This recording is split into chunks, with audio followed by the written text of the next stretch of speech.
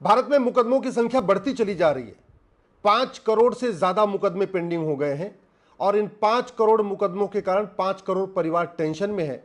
एक परिवार में अगर एवरेज 5 आदमी मान के चलिए तो इन 5 करोड़ मुकदमों के कारण 25 करोड़ लोग टेंशन में है। मैं इसमें गवाहों को इंक्लूड नहीं कर रहा हूं, बाकी और लोगों को इंक्लूड नहीं कर रहा हूं। इसीलिए एक हमने ड्राफ्ट किया है सतयुग एक्ट। यह सतयुग एक्ट अगर सरकार लागू कर दे तो भारत में सभी मुकदमों का फैसला 1 साल में होना शुरू हो जाएगा।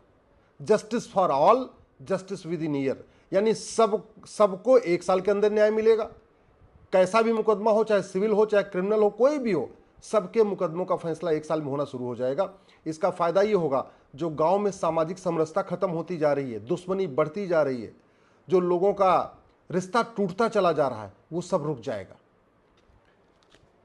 मुकदमों के बढ़ने का जो सबसे बड़ा कारण यह है कि भारत में झूठ बोलना गंभीर अपराध नहीं है, झूठी शिकायत गंभीर अपराध नहीं है, झूठी जांच करना गंभीर अपराध नहीं है, झूठा एफआईआर लॉन्च करना गंभीर अपराध नहीं है, और झूठा एफिडेविट फाइल करना गंभीर अपराध नहीं है, झूठा फैसला देना भी गंभीर अपराध नहीं है। जो भारत में मुकदमे बढ़ते जा रहे हैं, इसका सबसे बड़ा कारण यह है, झूठी वसीयत बनवाना गंभीर अपराध नहीं है, झूठी विरासत बनवाना गंभीर अपराध नहीं है, झूठा आधार बनवाना गंभीर अपराध नहीं है, झूठा राशन कार्ड बनवाना गंभीर अपराध नहीं है, झूठा ड्राइविंग लाइसेंस बनवाना गंभीर अपराध नहीं है, झूठी वोटर आईडी बनवाना गंभीर अपराध नहीं है, झूठा बर्थ सर्टिफिकेट बनवाना गंभीर अपराध नहीं है, झूठा हेल्थ सर्टिफिकेट बनवाना गंभीर अपराध नहीं है, झूठा निवास प्रमाण पत्र बनवाना गंभीर अपराध नहीं। अगर हम चाहते हैं कि भारत में सभी मुकदमों का फैसला 1 साल में हो, जस्टिस विद इन ईयर हो, सबको 1 साल के अंदर न्याय मिले, तो हमें तत्काल भारतीय एक देश एक दंड संहिता लागू करना पड़ेगा। 1 नेशन 1 पिनल कोड, जैसे अमेरिका में है ये फेडरल पिनल कोड। ये आप देख लीजिए, मोटी सी किताब आपको दिख रही हो, अमेरिका की फेडरल पिनल कोड है। वहां पे अलग अलग अपराधों के लिए अलग अलग कानून नहीं है, एक ही किताब में चैप्टर वाइज सारे अपराध लिखे हुए हैं। मैं सरकार से रिक्वेस्ट करता हूं, माननीय प्रधानमंत्री से रिक्वेस्ट करता हूं, भारत में justice with in year possible है। भारत में फिर से सतयुग आ सकता है। जो समस्याएं भारत में है ये पूरी दुनिया में नहीं है। जितने अपराध भारत में हो रहे हैं ये पूरी दुनिया में नहीं होते।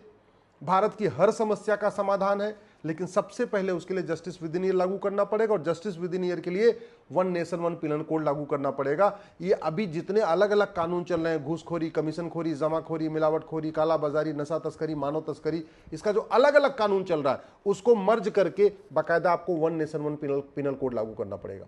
अभी आतंकवाद का अलग कानून है, अलगाववाद का अलग कानून है, माओवाद के लिए अलग कानून है, जिहाद के लिए अलग कानून है, काला धन का अलग कानून है, बेनामी प्रॉपर्टी का अलग कानून है, थूकने का अलग कानून है, पेशाब करने का, खान पान की वस्तुओं में थूकने पेशाब करने का अलग कानून है।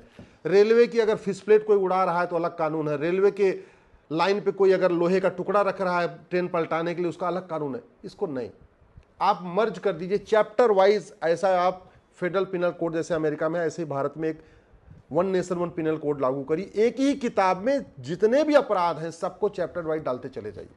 और जो सबसे ज्यादा है वो है झूठ बोलने को गंभीर अपराध करिए, झूठे डॉक्यूमेंट बनवाने को गंभीर अपराध करिए।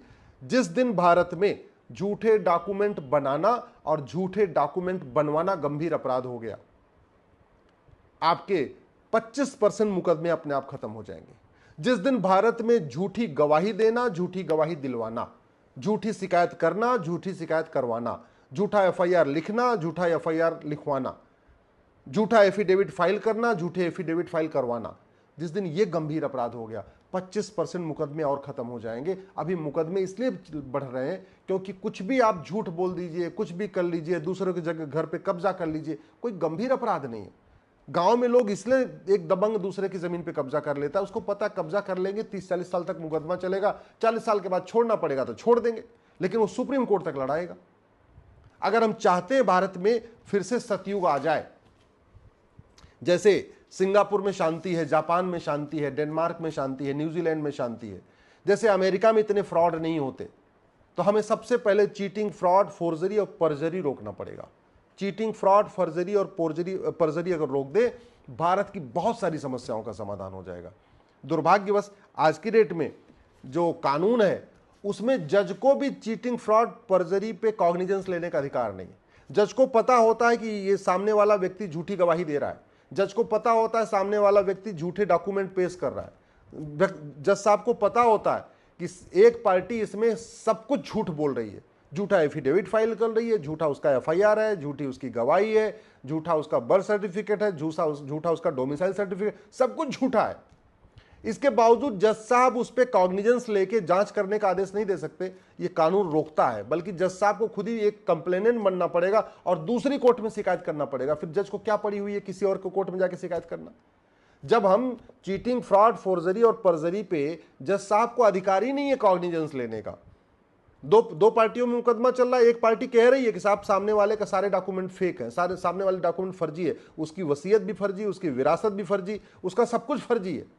इसके बावजूद जज साहब कुछ नहीं कर सकते, क्योंकि कानून में लिखा हुआ है नो कोर्ट टेक कॉग्निजेंस, यानी जज साहब खुद कॉग्निजेंस नहीं ले सकते। हाँ, जज साहब अगर सेटिस्फाई हो जाए कि सामने वाले के सारे कागज फर्जी हैं, तो उनको खुद शिकायतकर्ता बनना पड़ेगा और दूसरी कोर्ट में जाके शिकायत करना पड़ेगा। जज साहब इतना हेडेक क्यों लेंगे? इतना हेडेक इसलिए नहीं लेना चाहते जज साहब, क्योंकि एक बार अगर रिटायर भी हो गए तो भी आके बार बार उनको अपनी गवाही देनी पड़ेगी, कहीं ट्रांसफर हो गया तो भी आना पड़ेगा। तो जज साहब को क्या पड़ी हुई है? और फर्जी मुकदमों के कारण, फर्जी डॉक्यूमेंट के कारण मुकदमों का बोझ बढ़ता जा रहा है। अगर हम चाहते हैं कि भारत में जस्टिस विद इन ईयर हो, तो ये जो एविडेंस एक्ट है ना, इसको हमें बदलना पड़ेगा। हमें narco polygraph brain mapping mandatory करना पड़ेगा। हम जब एफआईआर जब लिखते हैं तो एफआईआर पे ही अंडरटेकिंग लेनी पड़ेगी कि हम जो कुछ कह रहे हैं ये सत्य है, इसके लिए जरूरत पड़ने पर हम नार्को पॉलीग्राफ ब्रेन मैपिंग करवाएंगे।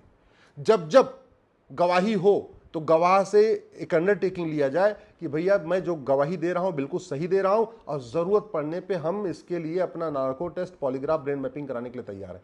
जैसे ही अंडरटेकिंग लेना शुरू कर देंगे, मैं गारंटी के साथ कहता हूं झूठी गवाही बंद हो जाएगी, झूठी शिकायतें बंद हो जाएंगी।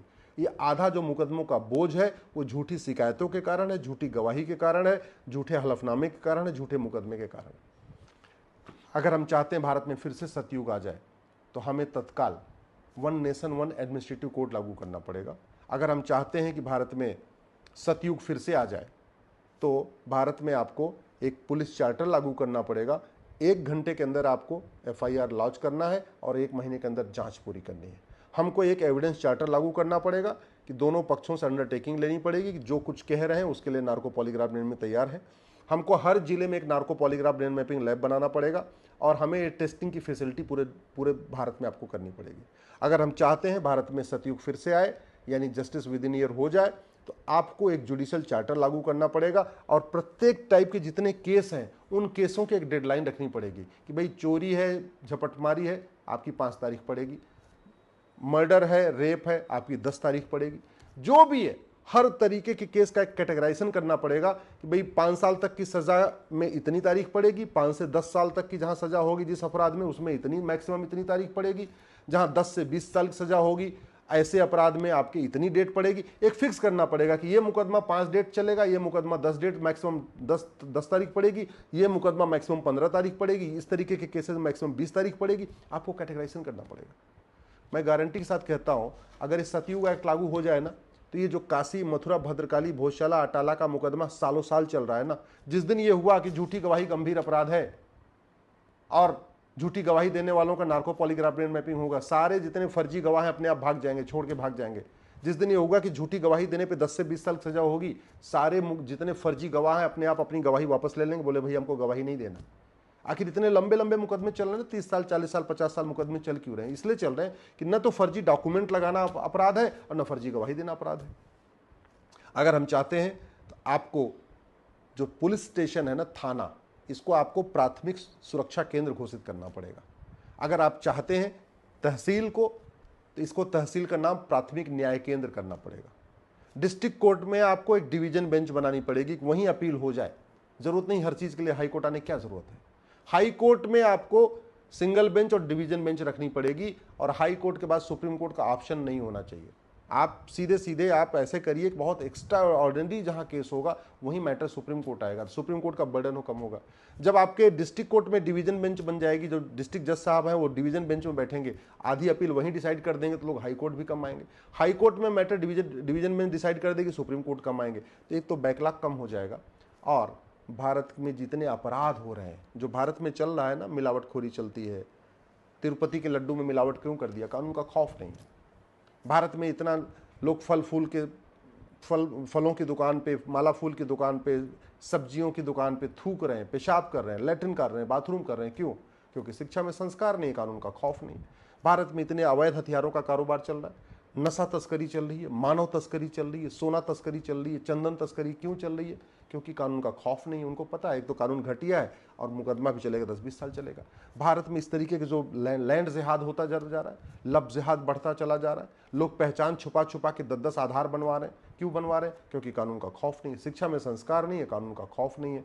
भारत में आप ये देखिए जिस तरीके से पब्लिक प्रॉपर्टी पे कब्जा किया जा रहा है, चाहे वक्फ के नाम पे किया जा रहा है, किसी नाम पे किया, क्योंकि उनको पता है कि मुकदमा चलेगा भी तो बाद में केवल हमें छोड़ना पड़ेगा, हमें कोई सजा नहीं होगी। जिस दिन सजा का प्रावधान हो गया ना, उस दिन ठीक हो जाएगा। तो सरकार केवल 5 काम कर दे, 5 कानून बना दे। 1 नेशन 1 पिनल कोड बना दे, 1 नेशन 1 पुलिस कोड बना दे, 1 नेशन 1 जुडिशियल कोड बना दे, 1 नेशन 1 एविडेंस कोड बना दे और 1 नेशन 1 एडमिनिस्ट्रेटिव कोड लागू कर दे।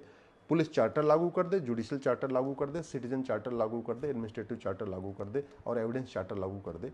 लोगों के लिए झूठ बोलना, झूठी गवाही देना, झूठा मुकदमा करना, झूठा एफआईआर फाइल करवाना, झूठा एफिडेविट फाइल करना गंभीर अपराध कर दे, झूठे डॉक्यूमेंट बनवाना गंभीर अपराध कर दे। मैं गारंटी के साथ कहता हूं भारत में जस्टिस विद इन ईयर शुरू हो जाएगा, जस्टिस फॉर ऑल शुरू हो जाएगा, 1 साल के अंदर मुकदमों का फैसला शुरू हो जाएगा, भ्रष्टाचार भी खत्म होगा, अपराध भी खत्म होगा, आतंकवाद भी खत्म होगा, नक्सलवाद भी खत्म होगा, माओवाद भी खत्म होगा, जिहाद भी खत्म होगा, मजहबी उन्माद भी खत्म होगा, धर्मांतरण भी रुकेगा, घुसपैठ भी रुकेगी, सारे अपराध रुकेंगे। लेकिन करना सरकार को पड़ेगा, कानून बनाना पड़ेगा।